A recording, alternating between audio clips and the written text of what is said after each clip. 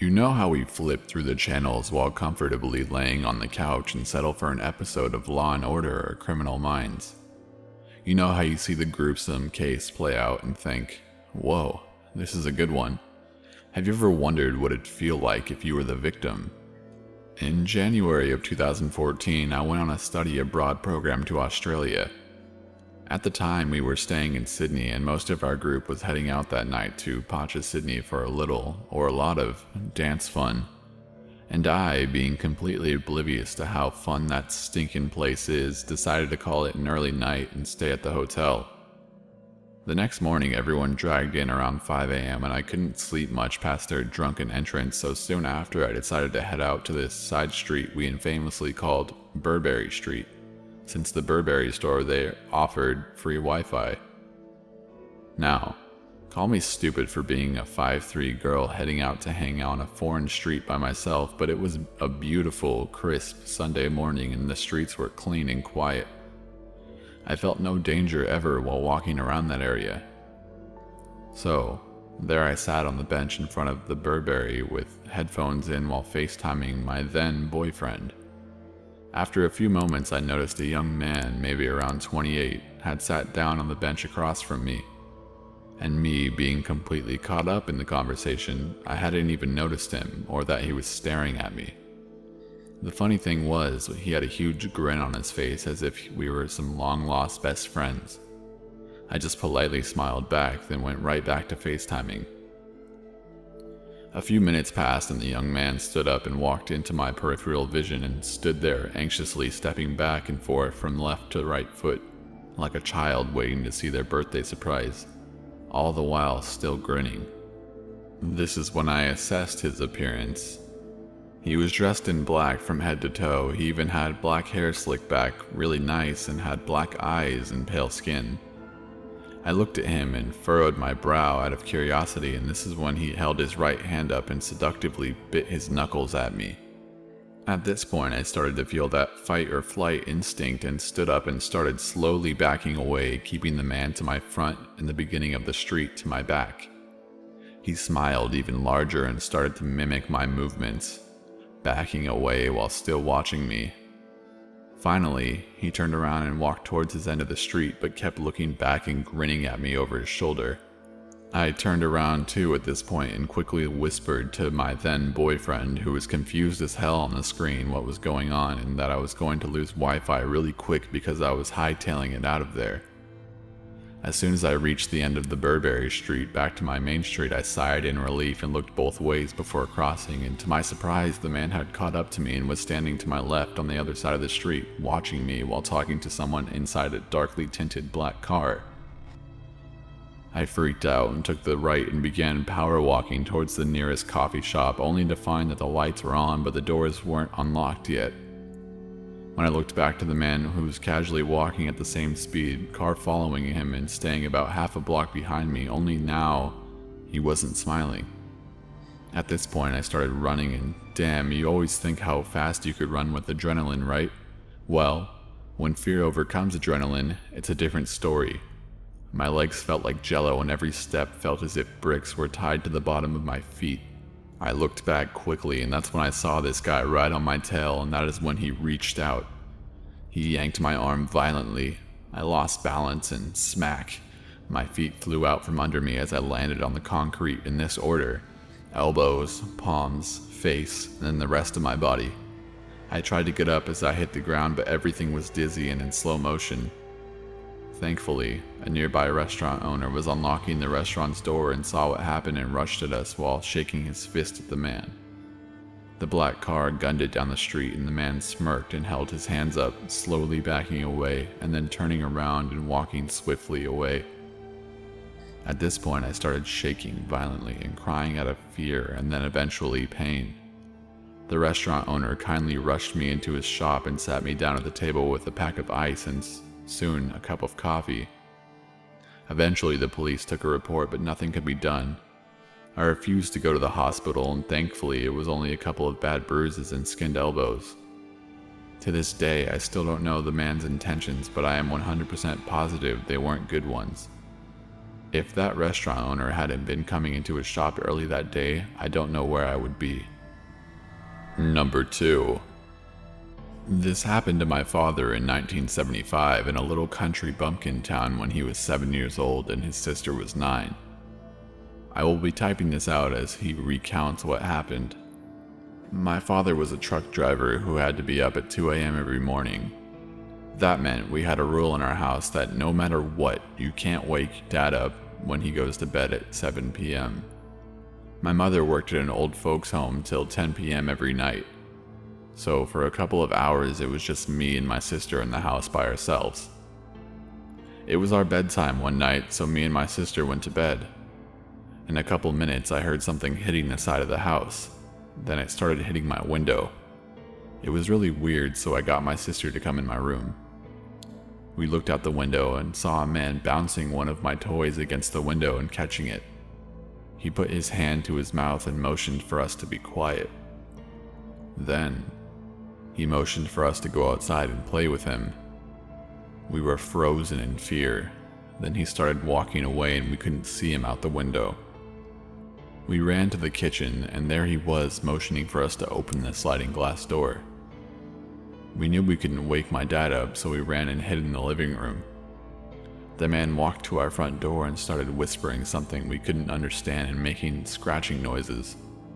All we could do was cry and remain paralyzed. We saw car lights approaching the house.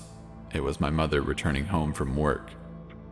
We watched as the man ran off the porch and hid behind my father's truck.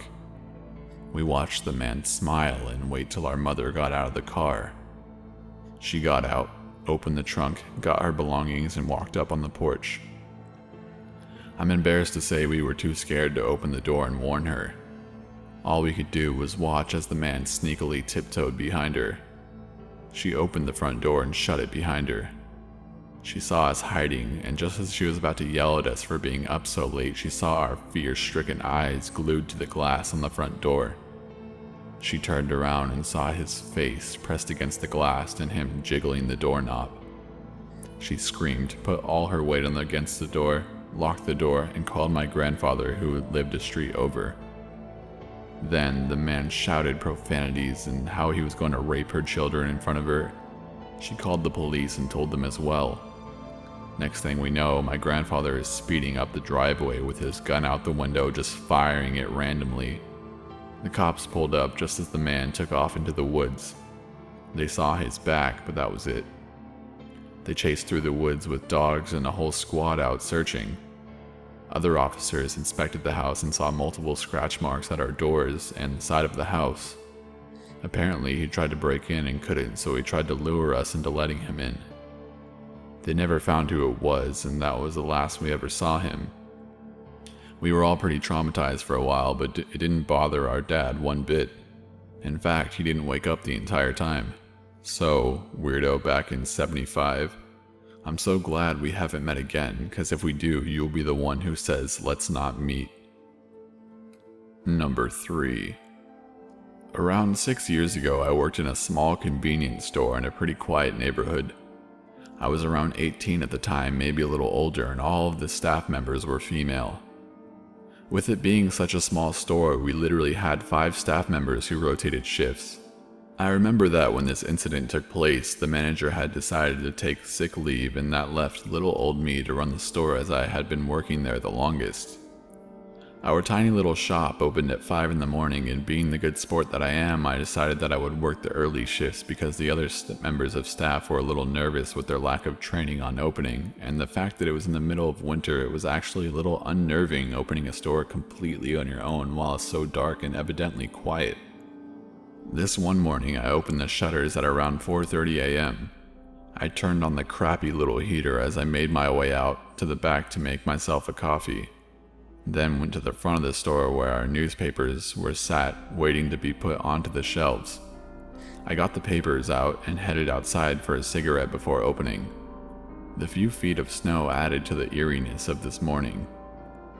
Around 6 a.m. every morning we would get a steady flow of builders and workmen coming in to buy a few Kit Kats and Red Bulls. Knowing them all quite well, I often took some form of comfort from knowing that if anything went wrong, I had a lot of big men heading in to save the day. This morning, 6 a.m. came and went, and I had literally not had a single customer. I bet the snow is too bad to work, I thought. I flicked through magazines and drank too much coffee just to keep occupied.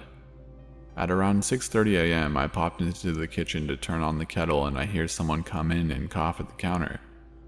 I make my way from out of the back and see a tall, lanky, intoxicated man standing there, staring at the cigarettes. I apologize for his delay and ask him what I can help with. I'm horrible. I was taken back a little bit by what this man had said, and I repeat myself and ask what I can help with. I need you to punch me in the face. I'm a terrible man. I don't know why I did it. I don't know. At this point, I was borderline shitting bricks. I know that if this man wants to hurt me, there is literally fuck all I can do. I'm tiny in comparison. I try to play it off as a joke and say something along the lines of, "Don't be crazy. I don't go punching people." The man is not amused by me. For the first time, he looks at me, leans over the counter, and starts slurring disgusting things that he wants to do to me. What if I fucked you so hard you couldn't breathe anymore? What if I made you bleed? I'm going to make you gag on me for being a slut. I need you to punch me. My heart had stopped. We had no panic buttons. The only phone I had was just out of reach, but even if I had gotten it, there was literally nowhere to lock myself in while I waited for help. I was frozen. I just stared at this man blankly until I heard, "What the fuck did you just say?" And a loud crack as I watched my bleedy raper friend's jaw was no longer in line with his face. Apparently, when I was making my coffee, 2 customers had came in. A lanky raper guy and one of my faithful builders that was later disappointed no one had informed him it was a snow day. My builder pal wrestled our lovely friend out of the store, where he managed to pretty swiftly disappear considering the amount of snow. That morning, I made my builder friend a cup of tea and didn't charge him for his purchases as a massive thank you for what he did. God knows what may have happened. Number 4. I was 13 and just had my elementary school graduation ceremony. My friends and I decided to stay outside late and celebrate. We didn't drink at the time, so our idea of celebration was playing manhunt or whatever around our neighborhood until about 8 or 9 p.m. As the sun began to set, my friends made their way home one by one. A couple of my friends and I decided to stay out a little longer. To us, this was living dangerously, especially since our neighborhood was considered extremely unsafe. My girlfriend at the time, Victoria, said she had to go home first and check in with her mother to let her know where she was, as we didn't have cell phones at the time. She said she would go home for a second and come right back. She only lived about 2 blocks away from where we were hanging out, so no one made much of it. 10 minutes had gone by and we continued to play our games.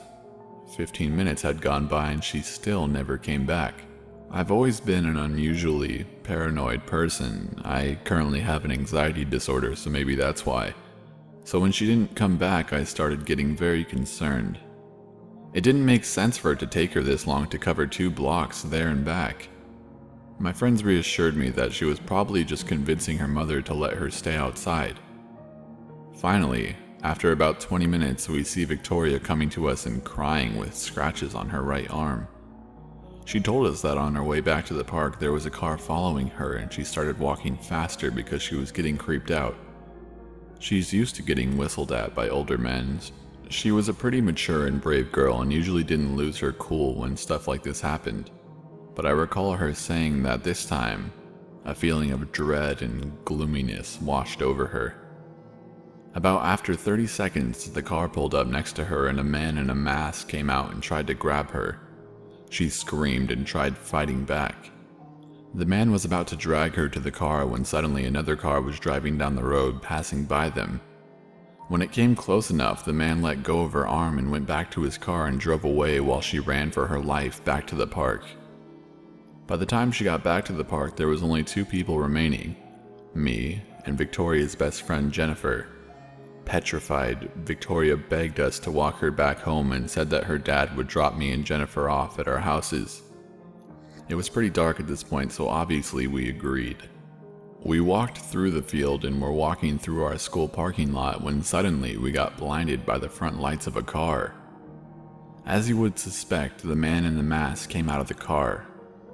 At first, I thought if he got close enough, me and my two friends might have had a shot at overwhelming him since it was 3-on-1 and would have had a chance to get away. At the very least, I could hold him off while they made a run for it. What happened next stripped me of every last bit of courage I had while fear and panic quickly came over me. 2 other men had come out of the car. One of them was a giant. At this point, I was scared shitless. There was a few meters between us when they came out of the car, but you could still hear them talking. "Oh look, she's got a friend. Let's take her too," one of them said excitedly. I was probably the most frightened at that point. These monsters were going to take my friends and do God knows what with them. And chances are they were going to kill me if I stood in the way. I had to think quickly because they were getting closer. The parking lot was at a slight slant, sort of like a driveway, so there were bricks laid out to keep some of the teachers' cars from rolling backwards during the day. I honestly don't know what to call what I did next. It was either an act of bravery or complete insanity. I always considered myself to be a bit of a timid boy. Even cowardly at times, I always avoided fights and I used to get picked on, even though I was stronger than a lot of people in my grade.